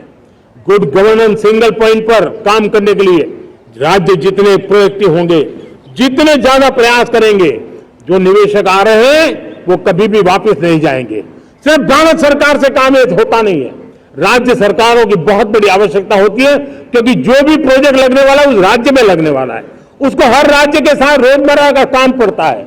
और इसलिए मैं राज्यों से आग्रह करूंगा कि जब विश्व पूरा भारत की तरफ आकर्षित हो रहा है, विश्व पूरा भारत में निवेश करने के लिए प्रतिबद्ध हो रहा है, तब ये हमारा दायित्व बनता है कि हमारी पुरानी आदतें छोड़ करके स्पष्ट नीति के साथ हम आगे आए। देखिए, आपको परिणाम अपने राज्य में दिखाई देगा और आपका राज्य भी चमक उठेगा, ये मैं आपको विश्वास देता हूं। साथियों, भारत अपनी बेस्ट क्वालिटी के लिए पहचानी जाए, ये बहुत जरूरी है। अब विश्व के लिए हमें डिजाइन ऑफ इंडिया का क्षेत्र, डिजाइन इन इंडिया, इस पर हमने बल देना है। हमें कोशिश करनी है अब इंडियन स्टैंडर्ड इंटरनेशनल स्टैंडर्ड बनने चाहिए। इंडियन स्टैंडर्ड इंटरनेशनल स्टैंडर्ड बनेंगे तब हमारी हर चीज को सहजता से मोहर लग जाएगी और ये हमारे प्रोडक्शन की क्वालिटी पर निर्भर करेगा, हमारी सेवा की क्वालिटी पर निर्भर करेगा, हमारे अप्रोच की क्वालिटी पर निर्भर करेगा। और इसलिए हमें क्वालिटी पर बल देकर के आगे बढ़ना है। हमारे पास टैलेंट है, डिजाइन के क्षेत्र में हम दुनिया को बहुत कुछ नया दे सकते हैं। डिजाइन इन इंडिया, इस आह्वान को लेकर के हमें अब आगे चलना है। Design in India and design for the world, इस सपने को लेकर के चलना है। मैं देख रहा हूं गेमिंग की दुनिया का बहुत बड़ा मार्केट खड़ा हुआ है, लेकिन आज भी गेमिंग की दुनिया पर प्रभाव, खास करके उन खेलों को बनाने वाले लोग, प्रोडक्ट करने वाले लोग, विदेशी कमाई होती। भारत के पास बहुत बड़ी विरासत है, हम गेमिंग की दुनिया में बहुत नई टैलेंट को लेकर के आ सकते हैं। विश्व के हर बच्चे को हमारे देश की बनी हुई गेमिंग की ओर आकर्षित कर सकते हैं। मैं चाहता हूं कि भारत के बच्चे भारत के नौजवान, भारत के आईटी प्रोफेशनल्स, भारत के एआई के प्रोफेशनल्स, वे गेमिंग की दुनिया को लीड करें। खेलने में नहीं, गेमिंग की दुनिया में हमारे प्रोडक्ट पूरे विश्व में पहुंचने चाहिए और पूरी दुनिया में हमारे एनिमेटर्स काम कर सकते हैं। एनिमेशन की दुनिया में हम अपनी दाग जमा सकते हैं। हम उस दिशा में काम करें। मेरे प्यारे देशवासियों, आज विश्व के अंदर ग्लोबल वार्मिंग, क्लाइमेट चेंज हर क्षेत्र में चिंता और चर्चा का विषय रहता है। भारत ने उस दिशा में काफी कदम उठाए हैं। हम विश्व को आश्वस्त करते रहे हैं और शब्दों से नहीं, अपने कार्यों से, प्राप्त परिणामों से हमने विश्व को आश्वस्त भी किया है और विश्व को आश्चर्यचकित भी किया है। हम ही हैं जिन्होंने सिंगल यूज प्लास्टिक पर प्रतिबंध लगाया है। हमने रिन्यूएबल एनर्जी पर विस्तार किया है। हमने रिन्यूएबल एनर्जी को एक नई ताकत दी है। आने वाले कुछ वर्षों में हम नेट जीरो फ्यूचर की ओर आगे बढ़ रहे हैं। मुझे याद है पेरिस एकॉर्ड में जिन देशों ने अपने लक्ष्य निर्धारित किए थे, आज मैं लाल किले की प्राचीर से मेरे देशवासियों की ताकत दुनिया को बताना चाहता हूं। G20 देश के समूह जो नहीं कर पाए, वो मेरे देश के नागरिकों ने करके दिखाया है। मेरे देशवासियों ने करके दिखाया है। हिंदुस्तान ने करके दिखाया है। पेरिस एकॉर्ड के अंदर जो टारगेट हमने तय किए थे, उन टारगेट को समय से पहले पूरा करने वाला G20 देशों के समूह में अगर कोई है तो एकमात्र मेरा हिंदुस्तान है, एकमात्र मेरा भारत है। और इसलिए गर्व होता है साथियों। रिन्यूएबल एनर्जी के टारगेट हमने पूरे, हम 2030 तक रिन्यूएबल एनर्जी को 500 गीगावाट तक ले जाने के लिए मकसद से काम कर। आप कल्पना कर सकते हैं कि कितना बड़ा लक्ष्य है। दुनिया के लोग सिर्फ 500 गीगावाट शब्द सुनते हैं ना, तो मेरी तरफ ऐसे ऐसे देखते हैं। लेकिन आज मैं विश्वास से कह रहा हूं देशवासियों को, इस लक्ष्य को भी हम पूरा करके रहेंगे। और ये मानव जाति की भी सेवा करेगा, हमारे भविष्य की भी सेवा करेगा, हमारे बच्चों के उज्जवल भविष्य की गारंटी बनेगा। हमने 2030 तक हमारे रेलवे को नेट जीरो एमिशन का लक्ष्य लेकर के हम चल रहे हैं। साथियों, पीएम सूर्यघर मुफ्त बिजली योजना उसको एक नई ताकत देने वाली है और ये बदलाव का फल मेरे देश के सामान्य परिवार को मिला, विशेष करके मेरे मध्यम वर्ग को मिलेगा जब उसका बिजली का मुक्त हो जाए, बिल मुक्त हो जाएगा। इलेक्ट्रिक व्हीकल उसकी मांग बढ़ती जा रही है। जब पीएम सूर्यघर योजना से वो बिजली उत्पादन करता है सूर्य से, तो उसका व्हीकल का प्रवास का खर्चा भी वो कम कर सकता है। साथियों, हम ग्रीन हाइड्रोजन मिशन लेकर के एक ग्लोबल हब बनना चाहते हैं। बहुत तेजी से नीतियां बनाई गई है, बहुत तेजी से उसका इंप्लीमेंटेशन का काम हो रहा है और भारत ग्रीन हाइड्रोजन एक न्यू एनर्जी की दिशा में हम जाना चाहते हैं। और ये सारे जो प्रयास चल रहे हैं, क्लाइमेट की चिंता तो है ही है, ग्लोबल वार्मिंग की चिंता है, लेकिन इसके अंदर ग्रीन जॉब्स की बहुत बड़ी संभावना है। और इसलिए आने वाले कालखंड में ग्रीन जॉब्स का महत्व बढ़ता है, तो उसको सबसे पहले कैप्चर करने के लिए मेरे देश के नौजवानों को अवसर देने के लिए और ग्रीन जॉब्स के लिए एक बहुत बड़ा क्षेत्र को बढ़ावा दे रहे हैं। मेरे प्यारे देशवासियों, आज हमारे साथ इस तिरंगे झंडे के नीचे वो नौजवान बैठे हैं जिन्होंने ओलंपिक की दुनिया में भारत का परचम लहराया।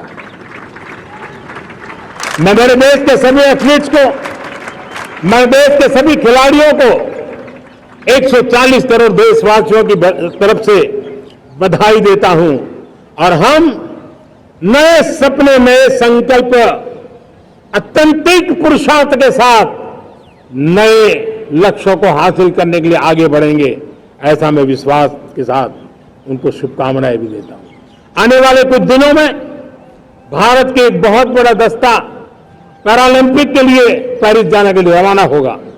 मैं मेरे सभी पैरालंपिक खिलाड़ियों को भी हृदय से बहुत बहुत शुभकामनाएं देता हूं। साथियों, भारत ने G20 को ऑर्गेनाइज किया, हिंदुस्तान के अनेक शहरों में ऑर्गेनाइज किया, 200 से ज्यादा इवेंट किए। पूरे विश्व में G20 का इतना बड़ा व्याप, इतना बड़ा कार्यक्रम कभी नहीं हुआ, इस बार हुआ। इसने एक बात सिद्ध कर दी है कि भारत में बड़े से बड़े काम, कार्यक्रम ऑर्गेनाइज करने की ताकत है। भारत को किसी को भी हॉस्पिटैलिटी का सामर्थ्य भारत में सबसे ज्यादा है। अगर ये सिद्ध हो चुका है तो साथियों, हिंदुस्तान का सपना है कि 2036 में जो ओलंपिक होगा वो मेरे हिंदुस्तान की धरती पर हो। इसके लिए हम तैयारी कर रहे हैं, उसके लिए हम आगे बढ़े। साथियों, समाज के आखिरी तबके के जो लोग हैं, ये हमारा सामाजिक दायित्व है। अगर कोई पीछे रह जाते हैं तो हमारी आगे बढ़ने की गति कम कर देता है, और इसलिए हम आगे बढ़ना चाहते हैं तो भी सफलता तब मिलती है पीछे वाले को भी साथ साथ आगे ले आए। और इसलिए हम सबका दायित्व बनता है कि हमारे समाज में आज भी जो क्षेत्र पीछे रह गए हैं, जो समाज पीछे रह गए हैं, जो लोग पीछे रह गए हो, हमारे छोटे छोटे किसान हो, हमारे जंगलों में रहने वाले मेरे आदिवासी भाई बहन हो, हमारी माताएं बहनें हो, हमारे मजदूर हो, हमारे श्रमिक साथी हो, हमारे कामगार लोग हो, इन सबको हमें बराबरी में लाने के लिए, हमारे बराबर लाने के लिए भरपूर प्रयास करना है। लेकिन अब गति पकड़ गई है, अब लंबे दिन तक हमें वो करना नहीं पड़ेगा, बहुत जल्द वो हमारे पास पहुंच जाएंगे, हमारी बराबरी में आ जाएंगे, हमारी ताकत बहुत बढ़ जाएगी। और बड़ी संवेदना के साथ हमें इस काम को करना है, और इसके लिए एक बहुत बड़ा अवसर आ रहा है। मैं मानता हूं संवेदनशीलता की दृष्टि से इससे बड़ा अवसर क्या हो सकता है। हमें पता है 1857 के स्वतंत्र संग्राम के पहले भी अंग्रेजों के नाक को दम करने वाला हमारा देश का एक आदिवासी युवक था।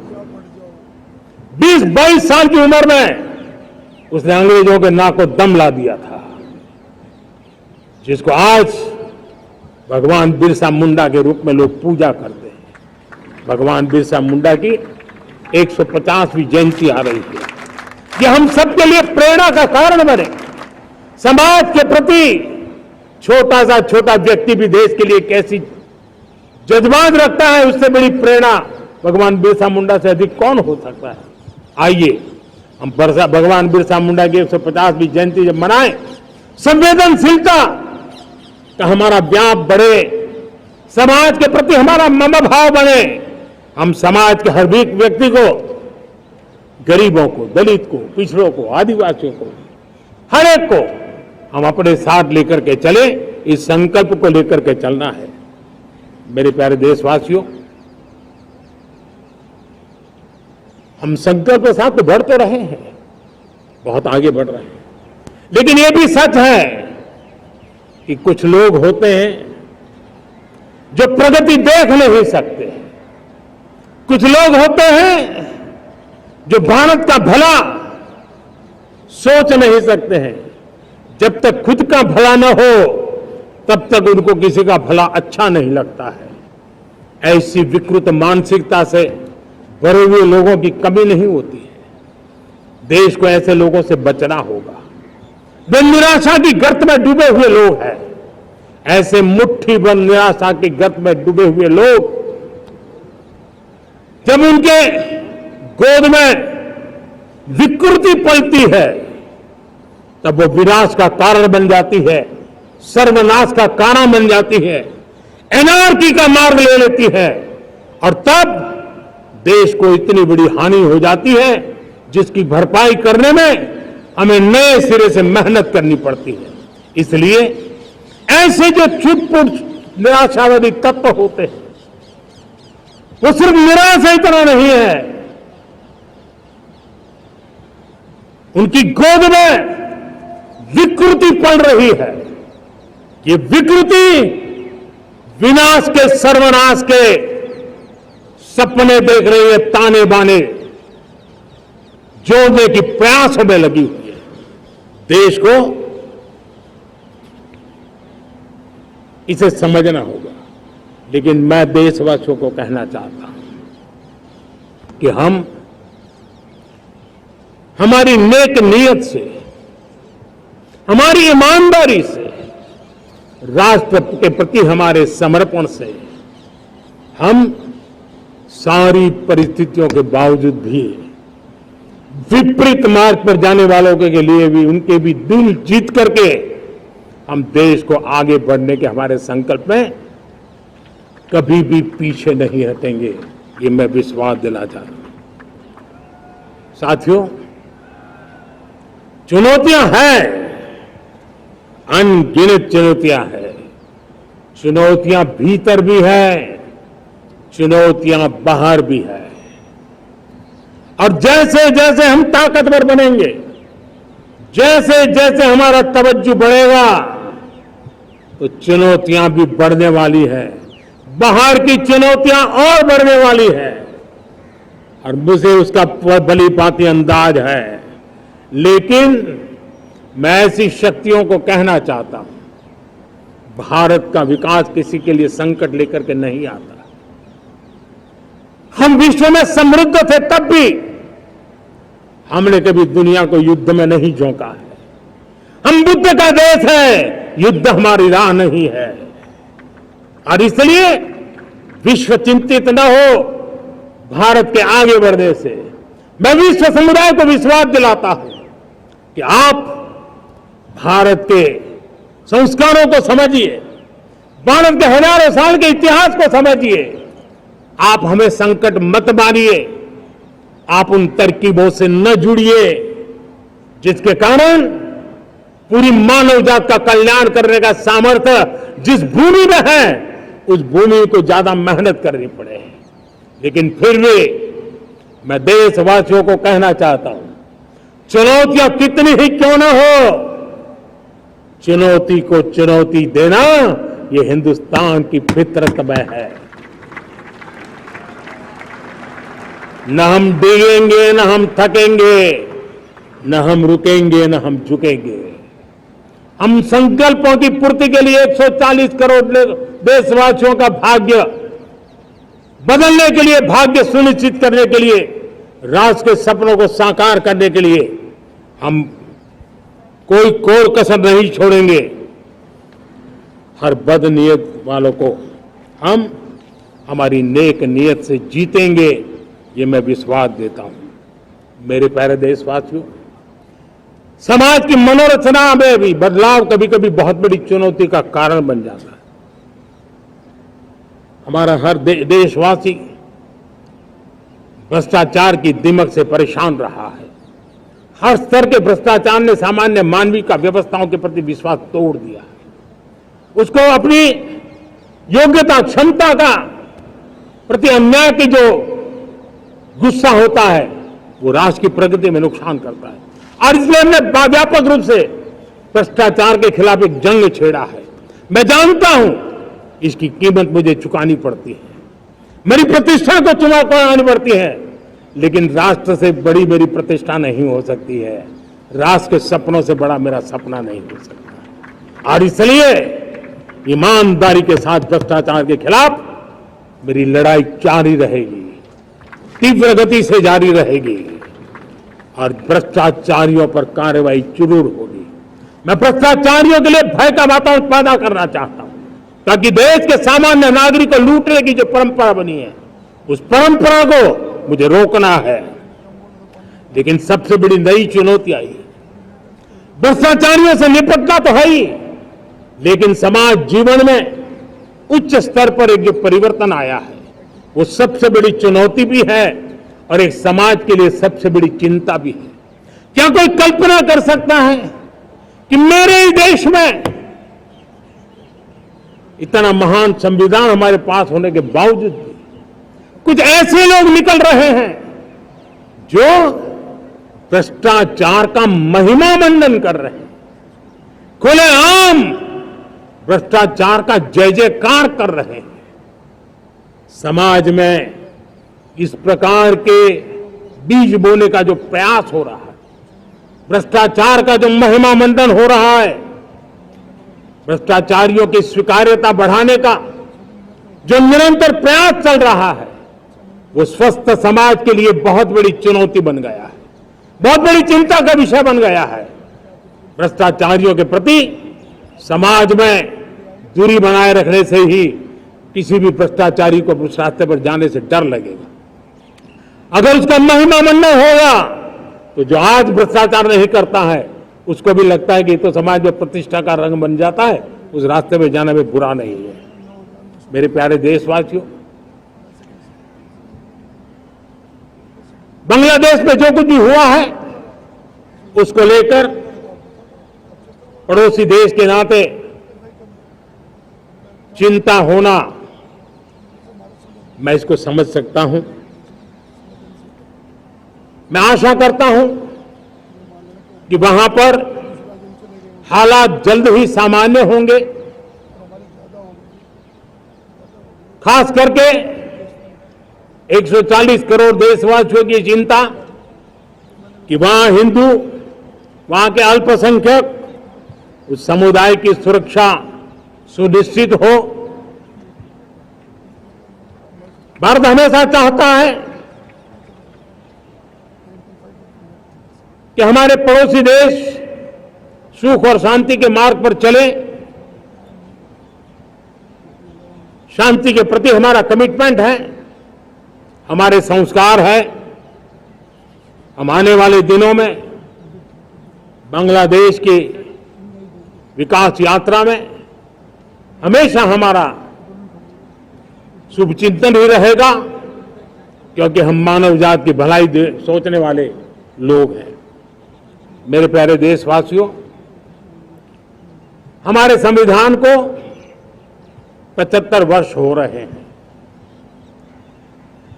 भारत के संविधान के 75 वर्ष की यात्रा देश को एक बनाना, देश को श्रेष्ठ बनाने में बहुत बड़ी भूमिका रही है। भारत के लोकतंत्र को मजबूती देने में हमारे देश के संविधान की बहुत बड़ी भूमिका रही। हमारे देश के दलित, पीड़ित, शोषित, वंचित को सुरक्षा देने का बहुत बड़ा काम हमारे संविधान ने किया है। अब जब संविधान के 75 वर्ष हम मनाने जा रहे हैं, तब हम देशवासियों ने संविधान में निर्दिष्ट कर्तव्य के भाव पर बल देना बहुत जरूरी है। और जब मैं कर्तव्य की बात करता हूं, तब मैं सिर्फ नागरिकों पर बोझ बनाना नहीं चाहता। कर्तव्य केंद्र सरकार के भी है, कर्तव्य केंद्र सरकार के हर मुलाजिम के भी है, कर्तव्य राज्य सरकारों के भी है, राज्य सरकार के हर मुलाजिम के हैं, कर्तव्य हर स्थानीय स्वराज संस्था के हैं, चाहे पंचायत हो, नगर पालिका हो, महानगर पालिका हो, तहसील हो, जिला हो, हर किसी के कर्तव्य है। लेकिन साथ साथ 140 करोड़ देशवासियों की कर्तव्य है। अगर हम सब मिल करके अपने कर्तव्यों का निर्वाह करेंगे तो हम अपने आप औरों के अधिकारों की रक्षा करने के लिए निमित्त बनेंगे। और जब कर्तव्य का पालन होता है तब अधिकारों की रक्षा निहित होती है, उसके लिए कोई अलग से प्रयास करने की जरूरत नहीं पड़ जाती है।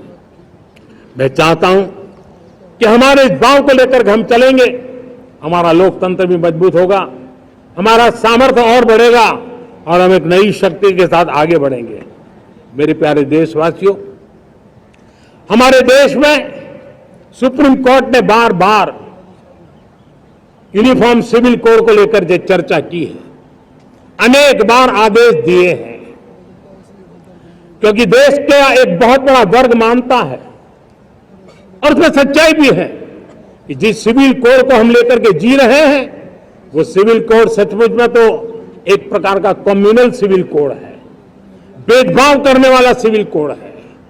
ऐसे सिविल कोड से जब संविधान के 75 वर्ष मना रहे हैं और संविधान की भावना भी जो हमें कहती है करने के लिए, देश की सुप्रीम कोर्ट भी हमें कहती है करने के लिए, और तब जो संविधान निर्माताओं का सपना था, उस सपने को पूरा करना हम सबका दायित्व है।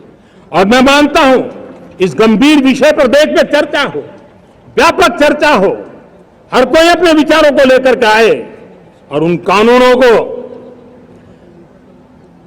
जो कानून धर्म के आधार पर देश को बांटते, जो उच्च नीच का कारण बन जाते हैं, ऐसे कानूनों को आधुनिक समाज में कोई स्थान नहीं हो सकता है। और इसलिए मैं तो कहूंगा, अब समय की मांग है कि देश में एक सेकुलर सिविल कोड हो। हमने कम्युनल सिविल कोड में 75 साल बिताए हैं, अब हमें सेक्युलर सिविल कोड की तरफ जाना होगा और तब जाकर के देश में धर्म के आधार पर जो भेदभाव हो रहे हैं, सामान्य नागरिक को जो दूरी महसूस होती है, उससे हमें मुक्ति मिलेगी। मेरे प्यारे देशवासियों, जब मैं देश में एक चिंता हमेशा कहता हूं, परिवारवाद, जातिवाद भारत के लोकतंत्र को